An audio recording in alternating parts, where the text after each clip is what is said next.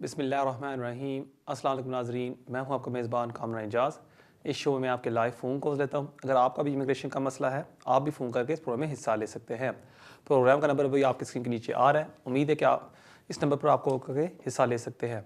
उम्मीद है कि आपको ऐसी एडवाइस दी जाएगी जो आपके लिए फ़ायदेमंद साबित होगी। नाज़रीन, कोर्स की तरफ जाने से पहले आपको थोड़ी सी अपडेट्स देता जाऊँ। और इस वीक मैं आपके साथ शेयर करना चाहता था EU फैमिली परमिट्स के ऊपर। थोड़ी सी अक्सर कन्फ्यूजन है कि अगर आप अपने कोई फैमिली मेम्बर को बुलाना चाहते हैं पाकिस्तान से, इंडिया से, और आप एक EU नेशनल हैं, अगर आप अभी ऑनलाइन जाएं, आपके पास चॉइस है। आप चूज़ कर सकते हैं EU फैमिली परमिट और EU settlement scheme permit. EU जो फैमिली परमिट है वो अभी खुला है 30 जून तक, लेकिन इसमें एक प्रॉब्लम आती है।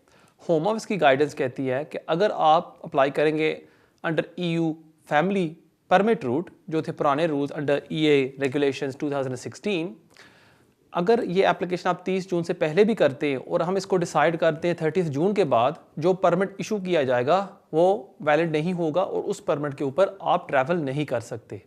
इसलिए मेरी आपसे रिक्वेस्ट होगी कि अगर आपके कोई डिपेंडेंट्स हैं जो अप्लाई करना चाहते हैं पाकिस्तान, इंडिया से, फॉर एग्जांपल आपके जो वाइफ हैं, चिल्ड्रन हैं, ओवर 21 चिल्ड्रन, आप मेक श्योर करें कि जब वो अप्लाई करें, वो अप्लाई करते हैं under EU settlement scheme permit.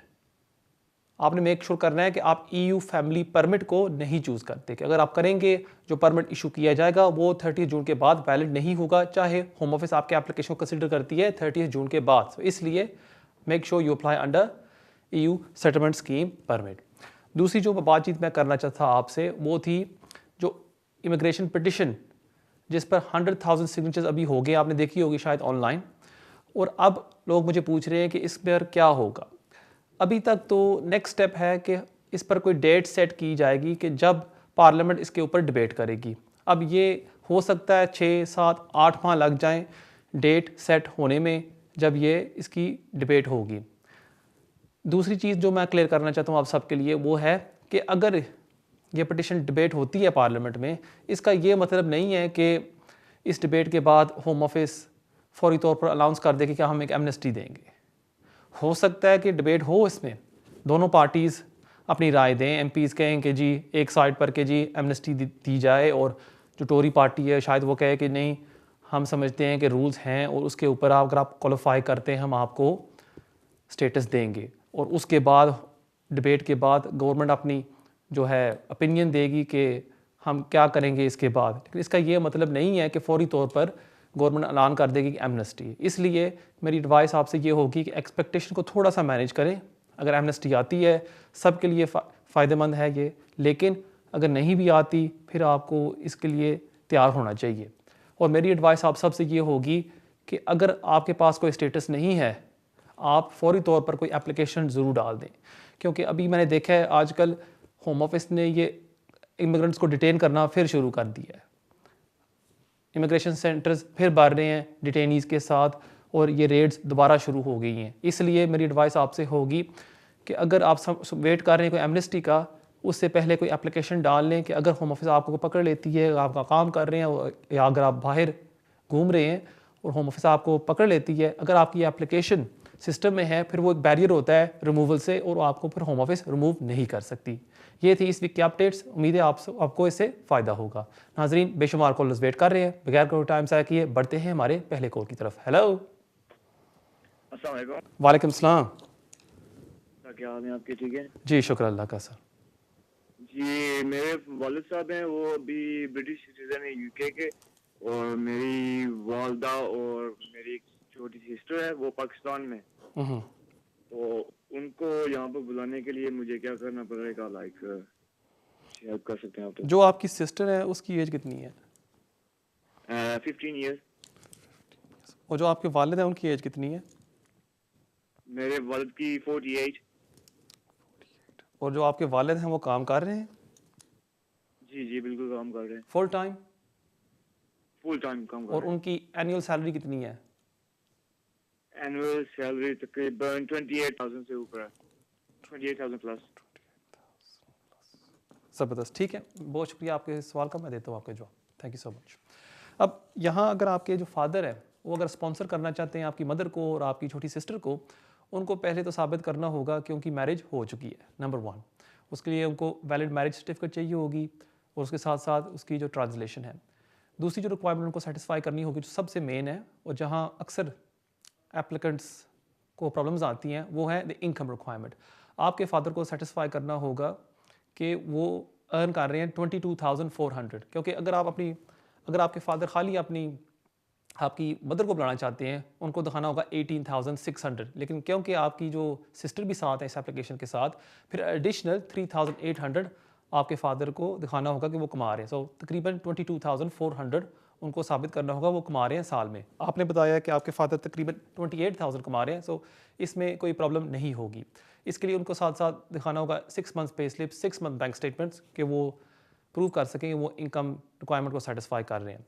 और आपकी जो मदर है उनको पास करना होगा A1 English test, A1 English test, और उनके साथ उन्होंने लगाना होगा TB सर्टिफिकेट। अगर ये रिक्वायरमेंट्स आप पूरी कर दें, मुझे पूरी उम्मीद है कि आपकी वालदा को वो ग्रांट कर देंगे एंट्री क्लियरेंस। अब अगर आपकी वालदा कोई वजह से वो पास नहीं कर सकती ये इंग्लिश टेस्ट, या उनको कोई प्रॉब्लम है, लर्निंग डिफ़िकल्टी, फिर वो एग्जामिशन के लिए भी अप्लाई कर सकती हैं। लेकिन अगर वो अप्लाई करना चाहती हैं, मेरी एडवाइस आपसे होगी फ़ौरी तौर पर एक सॉलिसिटर को मिल लें जो आपको गाइड कर सके इस प्रोसेस में। क्योंकि अगर आप कोई डॉक्यूमेंट मिस कर जाते हैं एंट्री क्लियरेंस एप्लीकेशन में, क्योंकि फ़ीस इतनी ज़्यादा होती है, तकरीबन 3,500 पाउंड पर एप्लीकेंट, सो आपकी फ़ीस लगेगी तकरीबन 7,000 पाउंड। और कोई भी डॉक्यूमेंट आप मिस कर देते हैं, होम ऑफिस आपके एप्लीकेशन को फिर रिफ्यूज़ कर देती है। इसलिए एप्लीकेशन सबमिट करने से पहले आप चेक कर लें कि आपके डॉक्यूमेंट सारी पूरी हैं, फिर ही आप ये एप्लीकेशन सबमिट करें।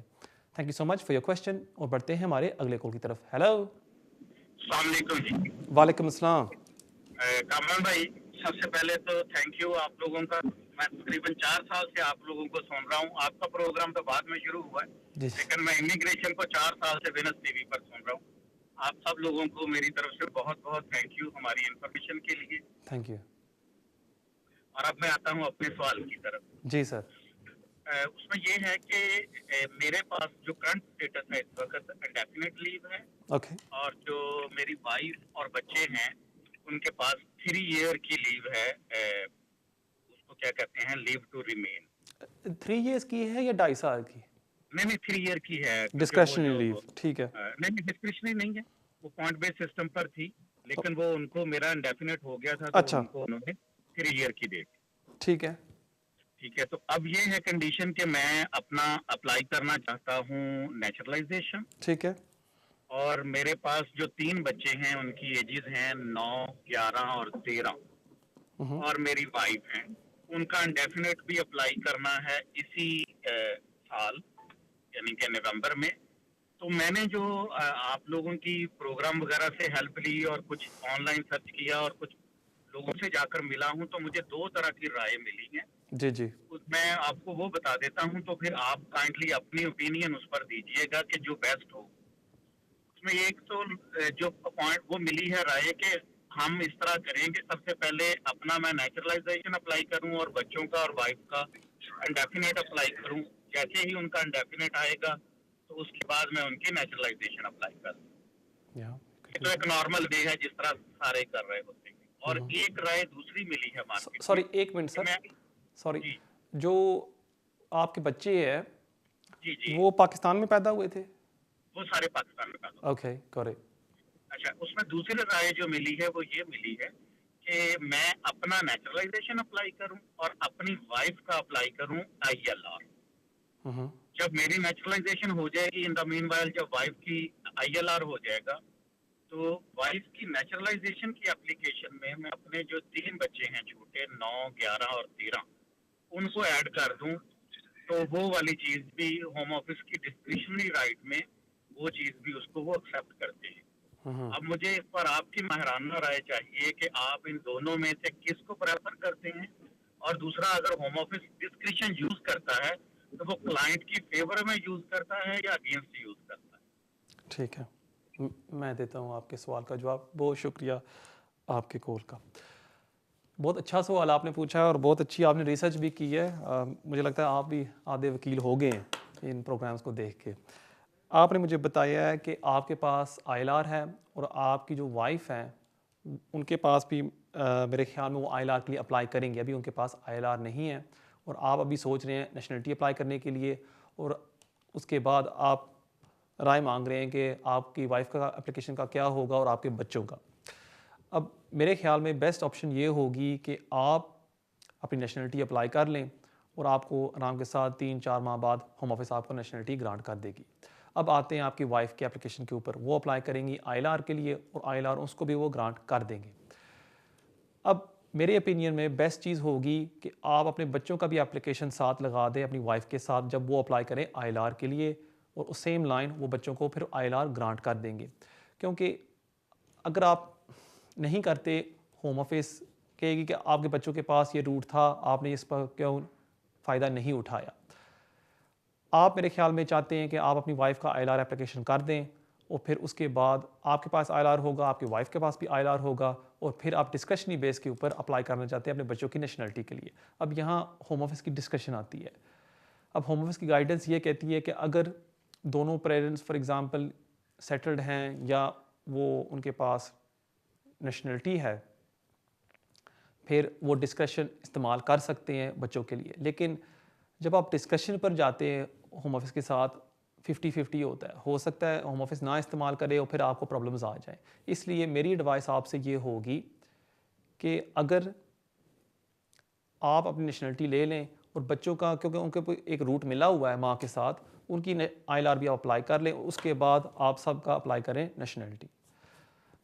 अगेन, आप कोई भी एप्लीकेशन सबमिट करने से पहले, क्योंकि आपका मैटर थोड़ा सा ये कॉम्प्लेक्स है, आप एक सॉलिसिटर से मिल लें, उनसे तफसील में राय ले लें और फिर ही आप अपनी एप्लीकेशन सबमिट करें। Thank you so much for your call. नाज़रीन, मुझे बताया जा रहा है कि ब्रेक का वक्त होता जाता है। ब्रेक की तरफ जाने से पहले आपको अपना ईमेल एड्रेस देता जाऊँ जो अभी आपके स्क्रीन के ऊपर आ रहा होगा, kejaz@me.com। इसके ज़रिए आप मुझे कांटेक्ट कर सकते हैं और अगर आप मुझे मिलना चाहते हैं मुझे मिल भी सकते हैं। और हमेशा की तरह मैं आप सबसे रिक्वेस्ट करता हूँ कि आज रात को ये प्रोग्राम हम अपलोड करेंगे मेरे यूट्यूब चैनल के ऊपर, जो आप सर्च कर सकते हैं यूट्यूब के ऊपर कामरान एजाज़। और अगर आप मुझे कोई भी सवाल पूछना चाहते हैं वहाँ आप मुझे कमेंट्स में लिख सकते हैं और मैं अपनी तरफ से पूरी कोशिश करूँगा आप सबके सवालों के जवाब दूँ। नाज़रीन, कहीं नहीं जाना, मिलते हैं ब्रेक के बाद। नाज़रीन, वेलकम बैक। ब्रेक से पहले भाई ने एक सवाल पूछा था, उसमें मैं थोड़ी सोच में पड़ गया कि जैसे मैंने ब्रेक से पहले कहा कि आप वाइफ का भी ILR अप्लाई कर सकते हैं और बच्चों का भी, और उसके बाद आप सबका अप्लाई कर सकते हैं नेशनलिटी के लिए। अगर आप चाहते हैं कि आप वाइफ का खाली अप्लाई कर दें ILR और एक साल बाद वो अप्लाई करती हैं फॉर एग्ज़ाम्पल नेशनलिटी के लिए, लेकिन अगर आप पे पहले ब्रिटिश हो जाते हैं, वो फौरी तौर पर वो अप्लाई कर सकती हैं ब्रिटिश नेशनलिटी के लिए जैसे ही उसको मिल जाता है ILR। फिर डिस्क्रिशनरी बेस के ऊपर आप अप्लाई कर सकते हैं बच्चों की नेशनलिटी के लिए, क्योंकि रूल्स कहते हैं कि अगर दोनों पेरेंट्स यहाँ सेटल्ड हैं, उनके पास है ब्रिटिश नेशनलिटी, फिर ये एक अच्छा ग्राउंड होता है बच्चों को ब्रिटिश नेशनलिटी दी जाए, चाहे वो पैदा हुए हैं आउटसाइड ऑफ द UK। यहाँ जो एक प्रॉब्लम ये आती है कि एक तो है डिस्कशन में हो सकता है कभी कभी होम ऑफिस जानबूझकर डिस्कशन ना इस्तेमाल करे, और दूसरा कि जैसे ही आपकी वाइफ को मिल जाता है ILR, फिर आपको थोड़ा सा वेट करना होगा जैसे आपकी वाइफ को मिलता है नेशनलिटी, और अगर आपको कोई इमरजेंसी ट्रैवल करनी होगी फिर आपके बच्चे ट्रैवल नहीं कर सकते क्यों उनके पास कोई स्टेटस नहीं होगा। सो ये आपने थोड़ा सा कंसिडर करना है। अगेन, बेस्ट चीज़ ये होगी कोई सॉलिसिटर से मिलने कोई भी कदम उठाने से पहले। बहुत शुक्रिया आपके सवाल का। और नाज़रीन, देखते हैं हमारे अगले कॉल कौन है। हेलो हेलो सर, एक छोटा सा सवाल है। जी जी जी, मेरा बेटा जो है वो 2.5 ईयर के रूट पर इधर आया था पाकिस्तान से इधर, और अब मैं उसका चाइल्ड बेनिफिट अप्लाई कर सकता हूँ? ठीक है। और आपके पास क्या स्टेटस है, आप ब्रिटिश मेरे हैं? पास जी, मैं ब्रिटिश हूँ। ठीक है। और जो आपकी वाइफ हैं वो भी साथ आई थी? जी, वो भी साथ आई थी। ठीक हो गया। उसका भी 2.5 ईयर का वीज़ा है और उसके बाद एक्सटेंशन करानी। ठीक है, ठीक है, मैं देता हूँ आपके सवाल का जवाब। बहुत शुक्रिया आपके कॉल का। जी हाँ, क्योंकि आप ब्रिटिश नेशनल हैं, आप एज ए ऑन राइट आप क्लेम कर सकते हैं चाइल्ड बेनिफिट के लिए, इसमें कोई प्रॉब्लम नहीं होगी। और आपको कोई और भी बेनिफिट्स मिलते हैं, फॉर एग्जांपल आपकी लो इनकम है, यूनिवर्सल क्रेडिट हो गया फ़र्ज़ करें, वो भी आप अप्लाई कर सकते हैं इन योर ओन राइट। आपने मेक श्योर करना है कि जब आप कोई बेनिफिट के लिए अप्लाई करें, आपने जॉइंट क्लेम नहीं करना। अगर आप जॉइंट क्लेम करेंगे फिर आपकी वाइफ की एप्लीकेशन में प्रॉब्लम आ सकती है। सो अगर आप सिंगल क्लेम करते हैं इसमें कोई हर्ज नहीं। बहुत शुक्रिया आपके सवाल का। और देखते हैं हमारे अगले कॉल कौन है। हेलो जी, अस्सलाम वालेकुम कामरान भाई। वालेकुम सलाम। मेरा कोई क्वेश्चन असल में मेरी नीस है पाकिस्तान में जूनियर डॉक्टर, ठीक है। तो उसने इसमें टेस्ट बुक करवाया हुआ है 24 अगस्त को ना, इधर वो एंट्री लेवल का होता है। सॉरी, कौन सा टेस्ट? तो आप जी, कौन सा टेस्ट उसने बुक किया है? ये जो मेडिकल जो नहीं है, मतलब नए जूनियर डॉक्टर जो इधर आते हैं बेसिकली, जी जी ठीक है। तो उसने बेसिकली, मुझे नाम नहीं उसका पता, लेकिन ओके मतलब उसने अप्लाई कराया हुआ है बेसिकली। ठीक उसका है। टेस्ट है 24 को, हम्म, लेकिन मुझे किसी ने बताया कि अभी वो विजिट वीजा वगैरह वो नहीं दे रही। तो एक तो ये पूछना है, क्या वो खुद बिहाफ ऑफ आपने कर सकती है या मुझे स्पॉन्सर करना पड़ेगा एज ए ब्रिटिश सिटीजन? तो प्लीज इसका मुझे बताएं। ठीक है। और जो ये जो टेस्ट इसने बुक किया है यहाँ जो कर रही है वो पाकिस्तान में नहीं हो सकता? नहीं, क्योंकि वो असल में इसने शादी भी इधर की हुई है ना, तो वो असल में अपने behalf of basically as a doctor ना इधर करना चाह रही है। उसने शादी भी यहाँ यूके में की हुई है। जी, दैट्स राइट, उनका जो हस्बैंड है वो ब्रिटिश नेशनल है। That's right, that's right. ठीक है। और उसने उसको स्पॉन्सर क्यों नहीं किया पहले? अभी बस वो रिसेंटली शादी हुई है, लेकिन बस वो थोड़ा सा कोई मेरे ख्याल में मिसअंडरस्टैंडिंग। ठीक है। मैं देता हूँ आपके सवाल का जवाब। बहुत शुक्रिया आपके कॉल का। अगर आपकी नीस ने कोई टेस्ट बुक किया हुआ है या जो यहाँ वो करना चाहती है, अगर उसकी वो बुकिंग वो साथ लगा दे एप्लीकेशन के साथ कि मैंने ये टेस्ट करना है, ये पाकिस्तान में नहीं हो सकता, ये मेरी बुकिंग शीट है, मैं एक डॉक्टर हूँ, जूनियर डॉक्टर, ये मेरे क्वालिफिकेशंस हैं, मुझे पूरी उम्मीद है कि वो उसको ग्रांट कर देंगे। अगर वो नहीं करते, एप्लीकेशन रिफ्यूज़ हो जाता है, फिर आपकी जो नीस है उसके पास ऑप्शन है कि वो स्पाउस वीज़े के ऊपर अप्लाई कर सकती हैं। लेकिन ये ज़रूरी नहीं है कि वो एक अप्लाई करें एज जनरल विजिटर। अगर इसका एक रीज़न है आने का कि वो एक यहाँ टेस्ट करना चाहती है और इस वजह से ये विज़िट है, फिर वो ज़रूर कर सकती है और उसमें कोई प्रॉब्लम नहीं होगी। मेक श्योर आप ये करें कि जो डॉक्यूमेंट्री एविडेंस है वो साथ आप लगा दें और मुझे उम्मीद है कि वो ग्रांट कर देंगे। बहुत शुक्रिया आपके सवाल का। और देखते हैं हमारे अगले कॉल कौन है। हेलो। हेलो, अस्सलाम वालेकुम। वालेकुम सलाम। हाँ जी, एक सवाल आपसे पूछना है कि मेरे बेटे के पास इंडेफिनेट है, मतलब कि पहले इंडिपेंडेंट था इटालियन नेशनलिटी का, तो अब उसके पास अपनी इंडेफिनेट है, 5 साल के बाद ली है। तो उसने वाइफ को अप्लाई करना है, तो कौन सा इसको रूल अप्लाई होगा, यूके वाला या यूरोपियन कानून के मुताबिक वाइफ से पाकिस्तान से बुलाएगा? ठीक है, मैं देता हूँ आपके सवाल का जवाब। बहुत शुक्रिया आपके कॉल का। आपका जो बेटा है वो अप्लाई करेगा अंडर द इमिग्रेशन रूल्स और उसको सेटिस्फाई करना होगा 18,600 income requirement, 6 month pay slip, 6 month bank statement, और जो आपकी जो डॉक्टर इन लॉ है उसको पास करना होगा A1 इंग्लिश टेस्ट। अगर ये पूरी रिक्वायरमेंट आप सेटिस्फाई कर दें, मुझे पूरी उम्मीद है कि आपकी डॉक्टर इन लॉ को वो ग्रांट कर देंगे entry clearance as a spouse. बहुत शुक्रिया आपके कॉल का। और देखते हैं हमारे अगले कॉल कौन है। Hello. Hello. Hello, you're live on air. All right. Yeah. Fire away.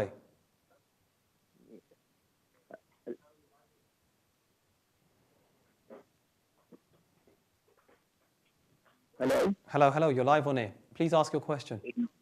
Yeah. Actually, अस्सलाम वालेकुम। वालेकुम सलाम। कमान साहब, मेरा सवाल है कि मुझे भी रिसेंटली इंडेफिनेट मिला है जी जी। और तकरीबन 17 इयर्स के बाद 10 इयर्स लॉन्ग रेजिडेंसी में मैंने इंडेफिनेट अप्लाई किया था, लेकिन वो ट्रेड की बेस पे रिफ्यूज हो गया था। फिर वो करते करते मुझे ये रिसेंटली 6 मई को इंडेफिनेट मिला है। ठीक है। इस दौरान मेरी मिसेज और एक बेटी आई थी यहाँ पे, उन्होंने असाइलम अप्लाई किया था।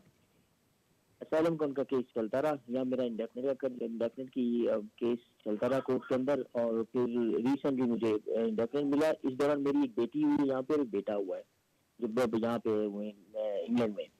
तो अब पूछना होता कि on the basis of my indefinite leave to remain, मैं उनकी MN1 फॉर्म की एप्लीकेशन डाल सकता हूँ as they are dependent to their mum, अपनी मदर के डिपेंडेंट हैं वो तीनों बच्चे असाइलम की एप्लीकेशन के ऊपर।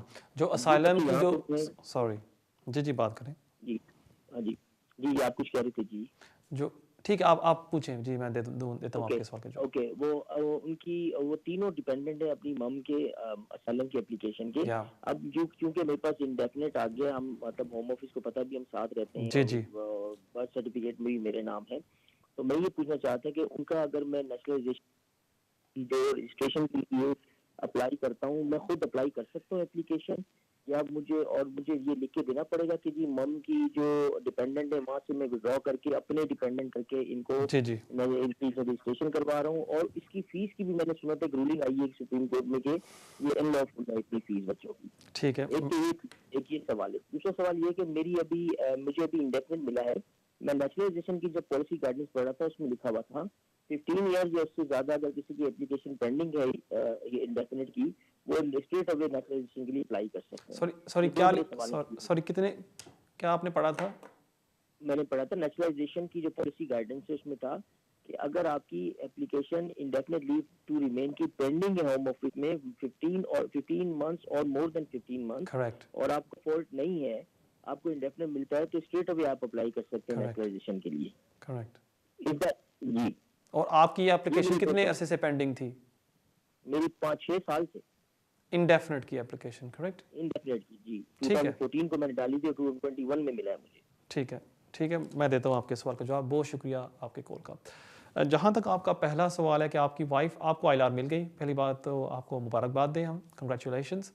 और आपकी जो वाइफ हैं वो भी यहाँ रह रही हैं और उन्होंने सेपरेट असाइलम क्लेम डाला था जो अभी पेंडिंग है मेरे ख्याल में, और आपके 2 या 3 बच्चे भी हैं जो आपकी वाइफ के डिपेंडेंट हैं, और आप अभी अपनी वाइफ के साथ रह रहे हैं और आप चाहते हैं कि अगर आप अपनी बच्चों की नेशनलिटी एप्लीकेशन डाल सकते हैं या नहीं। जी हाँ, बिल्कुल डाल सकते हैं। अगर आपकी फॉर एग्जांपल रिकन्सिलिएशन होगी है वाइफ के साथ और आप इकट्ठे रह रहे हैं, आप अपने बच्चों की नेशनलिटी एप्लीकेशन डाल सकते हैं। वहाँ आप साइन कर सकते हैं कि जी मैं अपनी कंसेंट देता हूँ कि ये मेरे बच्चे हैं, बर्थ सर्टिफिकेट पर मेरा नाम लिखा हुआ है। अगर नहीं लिखा हुआ आप डीएनए टेस्ट प्रोवाइड कर सकते हैं और उनको नेशनलिटी ग्रांट की जाए।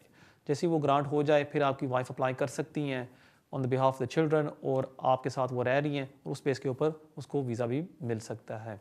अब थोड़ी सी कॉम्प्लिकेशन आ सकती है अगर आपकी वाइफ ने फॉर एग्जांपल असाइलम क्लेम में कहा हो कि जी फॉर एग्जांपल कि मेरा जो हस्बैंड था वो मेरे साथ डोमेस्टिक वायलेंस करता था या हमारे प्रॉब्लम्स थी, फिर थोड़ी सी प्रॉब्लम आ सकती है। लेकिन अगर कोई असाइलम के कोई और बेसिस के ऊपर था, मुझे नहीं लगता कोई प्रॉब्लम होगी और मुझे उम्मीद है कि आपकी वाइफ को वो ग्रांट कर देंगे। जहाँ तक आपका दूसरा सवाल है कि आपने वो गाइडेंस पढ़ी है, बिल्कुल वो सही पढ़ी है। अगर आपका आईएलआर का एप्लीकेशन जो आप कह रहे हैं 5-6 साल से पेंडिंग था, फिर आप फौरी तौर पर नेशनलिटी के लिए अप्लाई कर सकते हैं और इसका हवाला दे सकते हैं कि जी मेरा जो एप्लीकेशन था आपने पेंडिंग रखा 5-6 साल के लिए, और इस वजह से मैं रिक्वेस्ट करता हूँ कि आप डिस्कशन इस्तेमाल करें। आपकी जो गाइडेंस है वो ये कहती है प्लीज़ मुझे फौरी तौर पर ग्रांट करें ब्रिटिश नेशनलिटी, और मुझे उम्मीद है वो ग्रांट कर देंगे। बहुत शुक्रिया आपके सवाल का, और देखते हैं हमारे अगले कॉलर कौन है। हेलो, अस्सलाम वालेकुम कमरान भाई। वालेकुम अस्सलाम। सर मेरा क्वेश्चन ये है कि मैंने अप्लाई किया था FLR FP एक्सटेंशन के लिए ना, तो मेरा अभी डिसीजन नहीं आया, तो मेरे 10 साल पूरे हो गए ना। तो अभी मैंने ना अपनी एप्लीकेशन को ना वेरी कर दिया ना लॉन्ग रेजिडेंस के ऊपर ना। ठीक है। तो वो मैंने जो फीस पे की थी जो है ना IHS, तो मैंने ये पूछना था कि अगर वो, क्योंकि अभी मैंने फीस पे नहीं की जो अभी मैंने वेरी की है ना एप्लीकेशन, तो वो मुझे फीस वापस रिटर्न हो जाएगी या मुझे फिर वो दोबारा उनको फीस भेजनी पड़ेगी? ठीक है, मैं देता हूँ आपके सवाल का जवाब। बहुत शुक्रिया आपके कॉल का। Thank you. जब आप आईएलआर की एप्लीकेशन सबमिट करते हैं उसमें तो कोई IHS फीस नहीं होती। जो आपने फ़ीस भरी है, जो एक्सटेंशन की एप्लीकेशन आपने सबमिट की थी उससे पहले, आईएलआर एप्लीकेशन से पहले, वो आप रिक्वेस्ट कर सकते हैं IHS टीम से कि जी मुझे वो रिफ़ंड दी जाए, और वो आपको ज़रूर देंगे जैसे ही वो आपके आईएलआर एप्लीकेशन को कंसिडर करते हैं। इसमें कोई परेशानी की ज़रूरत नहीं, आप थोड़ा सा इंतज़ार करें, मुझे उम्मीद है वो खुद ही आपको वो रिफ़ंड दे देंगे और आपको भी आईएलआर। बहुत शुक्रिया आपके सवाल का, और देखते हैं हमारे अगले कॉलर कौन है। Hello. Hello sir ji, good evening. Good evening. Sir ji मैंने आपसे क्वेश्चन पूछना है एक। जी जी। जैसे मैं जॉब करता था एयरपोर्ट पे, हाँ जी। तो अभी मेरी जॉब चली गई है, तो मेरी वाइफ का वीजा इंडेफिनिट के लिए अप्लाई करना है फरवरी में। हाँ जी। तो 18,600 जो शो करने होते हैं, अगर वो ना कर पाए तो उसका क्या होगा? फरवरी में चेंज हुआ है उसमें? जी, फरवरी 2022 में आपने अप्लाई कर रहे हैं, ठीक है ना? जी जी, हाँ जी। ठीक हो गया। ठीक है, मैं देता हूँ आपके सवाल का जवाब। बहुत शुक्रिया आपके कॉल का।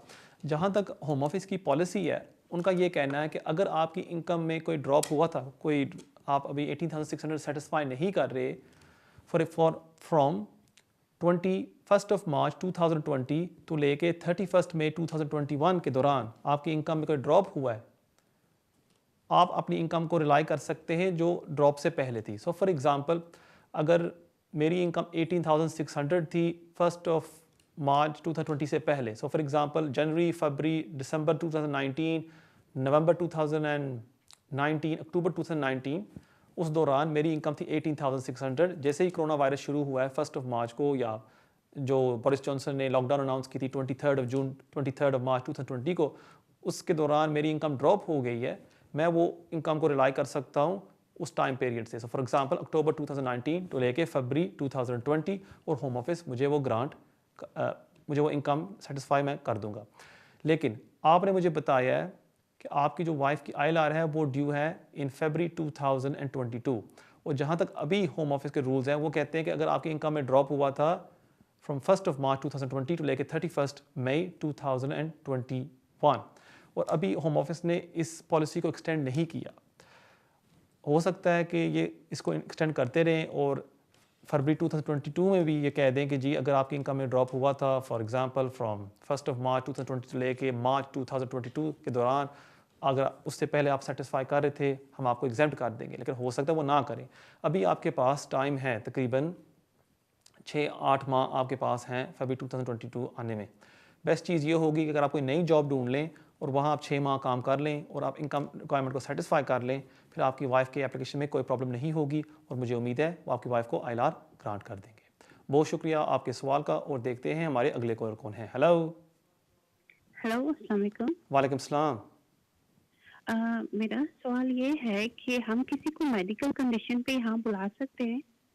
ठीक है। जैसे मेरे भाई की बेटी है, वो 5 मंथ की है। डॉक्टर को पाकिस्तान में समझ नहीं आ रहा उसको सीरियस कंडीशन है। I mean at the moment तो सिर्फ यही पता चला है कि उसको थैलेसीमिया मेजर है और एंटीबॉडीज हैं। ठीक है। लेकिन इस अभी भी वो सही से फाइंड आउट नहीं कर पा रहे। तो अगर हम उसको यहाँ पे किसी तरीके से बुला सकते हैं मतलब मेडिकल के लिए, उसके इलाज के लिए, उसका क्या तरीका होगा? ठीक है, मैं देता हूँ आपके सवाल का जवाब। बहुत शुक्रिया आपके कॉल का। इस सवाल का जवाब मैं दूंगा ब्रेक के बाद। जाने से पहले मैं आपको अपना ईमेल एड्रेस दे जाऊँ जो अभी आपकी स्क्रीन के ऊपर आ रहा होगा, kejaz@me.com। इसके ज़रिए आप मुझे कांटेक्ट कर सकते हैं और अगर आप मुझे मिलना चाहते हैं मेरे ऑफिस में, आप मुझे मिल भी सकते हैं। नाज़रीन, मिलते हैं ब्रेक के बाद। नाज़रीन, वेलकम बैक। ब्रेक से पहले सिस्टर ने एक सवाल पूछा था कि मेरे ख्याल में जो उनका नेफ्यू है उसकी तबीयत ठीक नहीं है, वो चाइल्ड है और उसके पेरेंट्स चाहते हैं कि वो उसका इलाज यहाँ किया जाए UK में, और हो सकता है या नहीं। जी बिल्कुल, उसके लिए आप अप्लाई कर सकते हैं मेडिकल विज़िट वीज़ा, और उसमें आप ये रिक्वेस्ट कर सकते हैं उसका इलाज यहाँ UK में किया जाए। जो मेन रिक्वायरमेंट आपको सेटिस्फाई करनी होगी वो ये है कि आपने यहाँ कोई प्राइवेट हॉस्पिटल में बुकिंग की है जहाँ इसका इलाज होगा। इसलिए आपको रब्ता करना होगा एक हॉस्पिटल के साथ जो प्राइवेट है, और वहाँ शायद आपको कोई डिपॉज़िट देना होगा कि वो कंफर्म कर दे कि आपकी बुकिंग हो चुकी है इलाज के लिए, और उसके बाद आपका जो नेफ़ी है वो अप्लाई कर सकता है for a medical visit visa. उसके साथ साथ आपके जो मेरे ख्याल में जो सिस्टर हैं जो उसके साथ आएगी एज अ पेरेंट, उसको भी अपने डॉक्यूमेंट्स लगाने होंगे कि वो अपने आप को मेंटेन कर सकती है और अकोमोडेट कर सकती है यहाँ UK में। अगर आप स्पॉन्सर होंगे कि अगर आप उनको रिहाइश देंगे वो आप अपने डॉक्यूमेंट्स लगा सकते हैं, और अगर आप उनका ख़र्चा उठाएंगे यहाँ रहने का वो भी आप डॉक्यूमेंट्स लगा सकते हैं, जैसे कि आपके बैंक स्टेटमेंट्स। मेन रिस्क यहाँ ये आता है कि अप्लाई करने से पहले आपको हॉस्पिटल के साथ रब्ता करना होगा और आपको कोई डिपॉज़िट देना होगा, और अगर आपका एप्लीकेशन रिफ्यूज़ हो जाता है फिर चांसेस हैं वो डिपॉज़िट आपको वापस ना मिले। बेस्ट चीज़ ये होगी कि कोई डॉक्टर से रब्ता कर लें और एक सॉलिसिटर से मिल लें जो आपको बता दे कि आपके चांसेस क्या हैं अप्लाई करने से पहले, और इससे ये फ़ायदा होगा कि आपके पैसे ज़ाया नहीं होंगे। बहुत शुक्रिया आपके सवाल का, और बढ़ते हैं हमारे अगले कॉल की तरफ। हेलो। हेलो, अस्सलाम वालेकुम। वालेकुम सलाम। हमने पूछना था कि मेरे पास इंडेफिनिट लीव टू रेमन है, 5 साल हो गए हैं, तो मैंने नेशनलिटी में अभी तक अप्लाई की, तो मेरे पास लाइफ एंड UK टेस्ट नहीं है। जब मैंने ये इंडेफिनिट अप्लाई किया था तब टेस्ट नहीं दिया था, कोई स्कूल का सर्टिफिकेट चल गया था, तो अब मुझे लाइफ एंड UK टेस्ट देना पड़ेगा।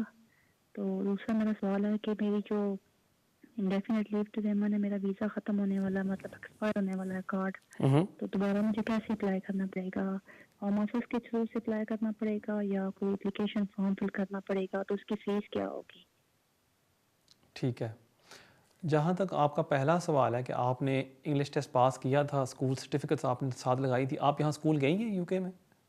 जी, कॉलेज में। कॉलेज में गई थी, ठीक है। और आपको कितने साल हो गए यहाँ रहते हुए?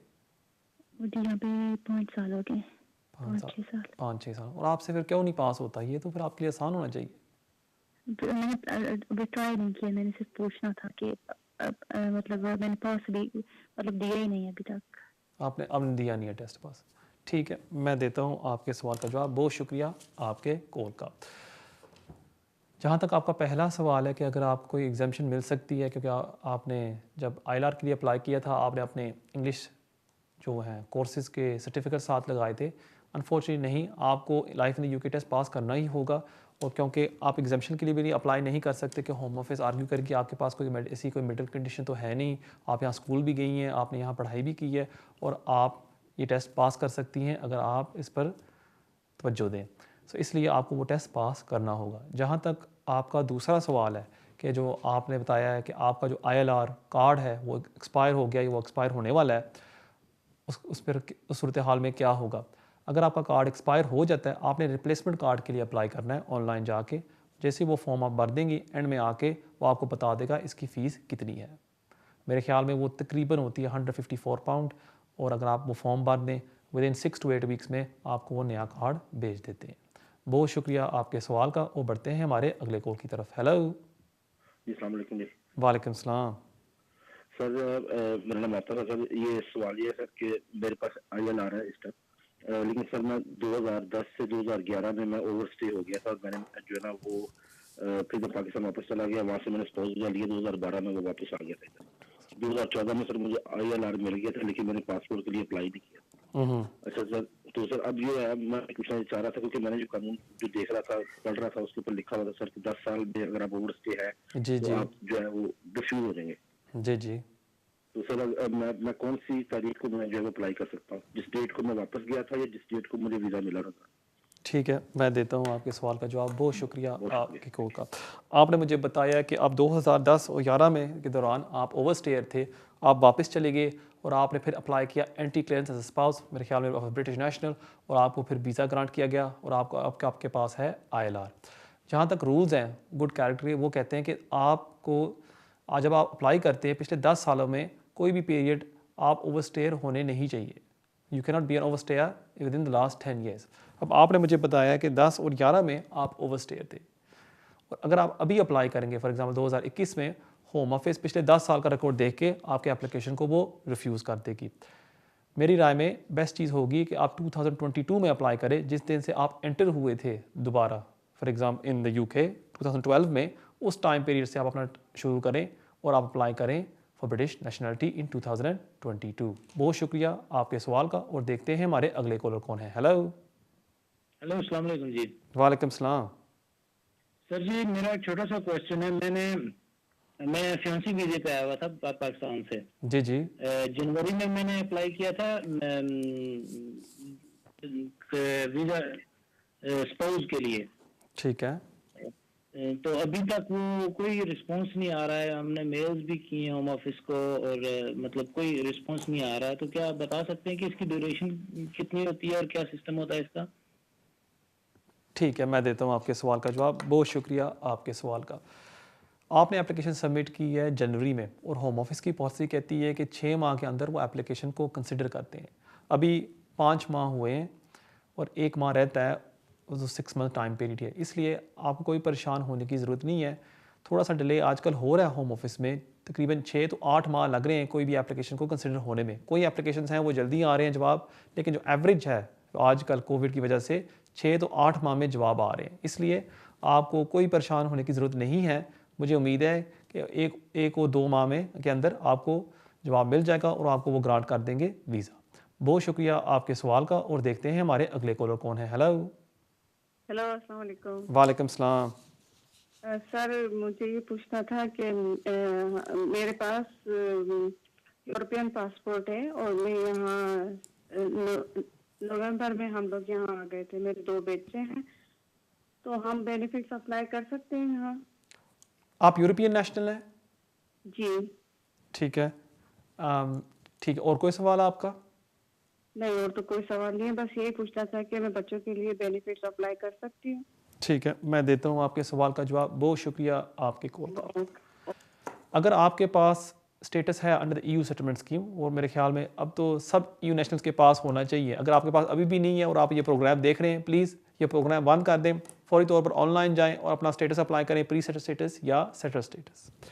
और जहाँ तक आपका सवाल है कि अगर आपके पास है सेटल प्री सेटल स्टेटस या सेटल स्टेटस, और अगर आप साबित कर सकती हैं कि आप यहाँ रह रही हैं आपने यहाँ बेस बना लिया, जो होम ऑफिस की जो डेफिनेशन है वो कहती है ordinary resident in the UK, फिर आप बेनिफिट्स के लिए अप्लाई कर सकती हैं अपने लिए और अपने बच्चों के लिए भी। और 2-3 माह पहले एक जजमेंट भी अच्छी आई थी जहाँ कोर्ट्स ने कहा था कि अगर कोई भी EU नेशनल यहाँ रह रहा है, चाहे उनके पास प्री सेटल स्टेटस हो, अगर वो साबित कर सकते हैं कि वो ऑर्डिनरी रेजिडेंट हैं यहाँ यूके में, वो बेनिफिट्स ले सकते हैं। इसलिए आप अप्लाई कर सकती हैं, अपने डॉक्यूमेंट साथ लगा दें और मुझे उम्मीद है कि आपको वो बेनिफिट्स ग्रांट कर देंगे। बहुत शुक्रिया आपके सवाल का और देखते हैं हमारे अगले कॉलर कौन है। हेलो। अस्सलाम वालेकुम जी। वालेकुम सलाम। अच्छा, सवाल मेरा ये है कि मैं पहले टियर 2 वीजा पे था, राइट, और मेरी फैमिली डिपेंडेंट थी, एंड इन 2016 मुझे चेंज करना पड़ा, यानी कि मेरी वाइफ जो थी वो NHS में काम करती हैं, वो मेन एप्लीकेंट हो गई और मैं डिपेंडेंट हो गया। तो अभी अक्टूबर में वो उनके 5 साल पूरे हो जाएंगे ILR के लिए, लेकिन मेरे 5 साल पूरे होंगे नेक्स्ट ईयर अप्रैल में, क्योंकि मैंने वीजा बाद में चेंज किया था, उनका वीजा लग के आ गया था और उसके बाद मैं उनके वीजा पे डिपेंडेंट गया। तो अब सवाल ये है कि मेरा जो टियर 2 का मेन डिपेंडेंट का था वो कॉन्टिन्यूस पीरियड में वो अकाउंट हो जाएगा या नहीं होगा, या मुझे अपने 5 साल एज अ डिपेंडेंट ही पूरे करने पड़ेंगे? ठीक है, मैं देता हूँ आपके सवाल का जवाब। बहुत शुक्रिया, जज़ाकल्लाह, thank you बहुत very शुक्रिया much, आपकी and call. I appreciate your help. Thank you so much, thank you for your prize. जहाँ तक आपका ये सवाल है, क्योंकि आपने स्विच किया as a dependent of your wife, फिर आपका जो टाइम पीरियड है वो दोबारा शुरू होता है और आपको 5 years पूरे करके ही आपने अप्लाई करना होगा as a dependent of your wife. अगर आपकी वाइफ अप्लाई करती हैं फॉर ILR अंडर टियर 2 या जो भी है स्किल्ड वर्कर, फिर तो आप आराम के साथ वेट कर सकते हैं टिल अप्रैल और आपको ILR वो ग्रांट कर देंगे। लेकिन अगर आप फ़र्ज़ करें आपकी वाइफ अप्लाई कर रही हैं अंडर लॉन्ग रेजिडेंस, फिर आपको स्विच करना होगा as a spouse of a person settled in the UK, और फिर उस बेस पर आप अपना सेटलमेंट हासिल करेंगे। बहुत शुक्रिया आपके सवाल का और देखते हैं हमारे अगले कॉलर कौन है। हेलो। Assalamu alaikum. वालेकुम सलाम। Yes, I have 2 questions actually. I'm a British citizen and I have to bring my mother. She's 78 years old. Sorry, how old is she? So my first question is, how can I sponsor her? Right. And second, is the rule changes after her age crosses 80 years? Or sorry, how old Thank is she? you. Sorry, how old is your mother? She's 78. 78. Okay. And I'm presuming she has a number of medical conditions? Yes, she has diabetes and all the blood sugar and everything. Okay. And your father, is he alive or has he passed away? No, he passed away. I'm sorry to hear that. And does she have any family members in India or Pakistan where she lives? Yes. My sister is there, but she doesn't go with her. She doesn't go with her. Okay. Thank you very much for your question. If your mother wishes to join you in the UK, she can apply as an adult dependent relative, whereby she can say that she is dependent on you. For that, she will need to show that she needs someone to look after her, because wherever she's living in India or Pakistan, there's no one there to look after her, or there is care there, but she can't afford it. So either one of those 2 provisions, your mother will have to satisfy. So if you can satisfy one of those, you've got a good chance that your mother will be granted indefinite leave to remain. For an application such as this, the applicant really does need to demonstrate that they need help with everyday tasks such as health conditions, eating, sleeping. They can't manage those themselves. Now, considering your mother's age, she's 78 years old, she suffers from a number of health conditions, I would be very confident that if she made an application, she would be successful. It may be that the Home Office might refuse it initially, but with strong documentary evidence going on an appeal, I would be very confident that your mother will be granted a visa. Now, you're watching this program and you might take this advice and be encouraged to make an application straight away. No, don't do that. First things first, see your local solicitor, and I would advise you to get all the documentary evidence which demonstrates that your mother is suffering from a number of health conditions and how they affect her. That's what we've got to illustrate. If we can illustrate that to the Home Office, I would be confident that they would grant her the visa. So first things first, get the documentary evidence in order, explain how it's affecting her, explain that how she's dependent on you, and why that care can't, for example, be provided in India or Pakistan, and then make the application. Thank you very much for your question. नाज़रीन देखते हैं हमारे अगले call कौन है. Hello. अस्सलाम वालेकुम. वालेकुम सलाम. जी मुझे आपसे सवाल पूछना है मेरे भाई के बारे में. वो एक्चुअली 2007 में पाकिस्तान से आया था और विजिट वीज़ा पे आया था. फिर वो ओवरस्टे हो गया था और अभी तक वो इधर ही है. तो अभी फिर उसका मैंने डाला था असाइलम के लिए, उसका केस डाला था जो रिफ्यूज हो गया था. फिर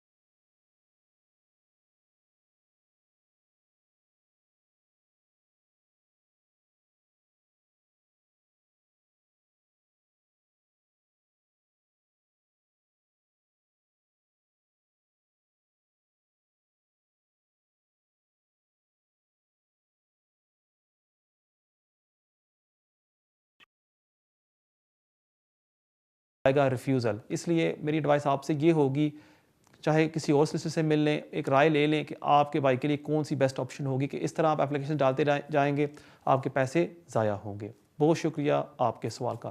नाज़रीन ये था आज का आखिरी सवाल. उम्मीद है कि आपको आज का प्रोग्राम पसंद आया होगा. मुझे पता है कि बेशुमार कॉल अभी भी कॉल कर रहे हैं, उनकी लाइन नहीं आई अफसोस की वजह से, लेकिन आप परेशान ना हो. आज शाम को इस प्रोग्राम को हम यूट्यूब पर पब्लिश करेंगे और वहाँ आप कमेंट्स में जाके मुझे लिख सकते हैं जो भी आपका सवाल हो. मैं अपनी तरफ से पूरी कोशिश करूँगा आपके सवालों के जवाब दूँ. सो इसलिए मेक श्योर करना है कि आप यूट्यूब पर जाके सब्सक्राइब करें और वहाँ जो भी आपका सवाल है आप मुझे लिख सकते हैं. नाज़रीन इंशाल्लाह ताला हमारी मुलाकात होगी अगले हफ्ते इसी टाइम 6 से लेकर 7 बजे सिर्फ विनिस टीवी पर. तब तक के लिए मुझे इजाज़त दें. अस्सलाम वालेकुम.